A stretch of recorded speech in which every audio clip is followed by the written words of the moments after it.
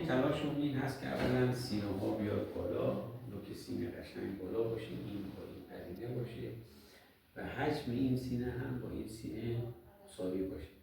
اما عملا در سرعمل این اتفاق به طور دقیق نمیفته.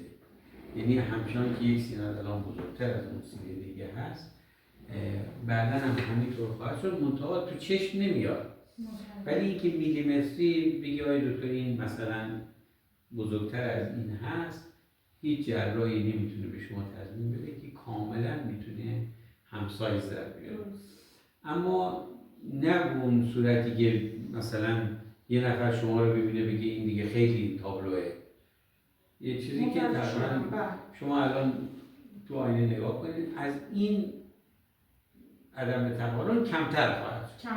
ولی قطعا بیشتر از این نخواهد شد. کمتر میشه اما بیشتر میشه. این یکی.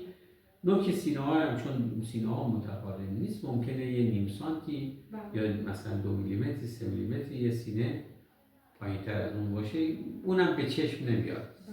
اما من تمام تلاشم اینه که هم نوک سینه ها متقارن باشه، هم سایزش متقارن باشه و هم اون سایزی که شما میخواید انجام بشه. تقریبا یعنی چقدر میشه آقای دکتر؟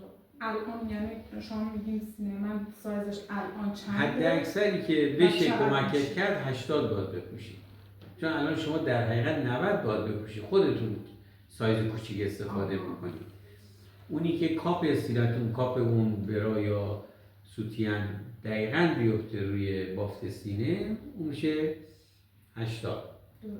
80 سعی میکنیم که اصلا امکانش نیست یعنی بخواد به 70 75. خب نه، قاعده سینه شما الان 15. من یه کاری باید بکنم که اون سو سینه کم بشه. این قاعده رو از 15 هست، یه کوچیکش میکنم میشه 2 پله. یه قاعده سینه خودش یکی از من درست میکنم، زشت میشه، اصلا متقارن نمیشه. یه حالت کوزه‌ای میشه، کوزه‌ای که شما دوست ندارید دیگه.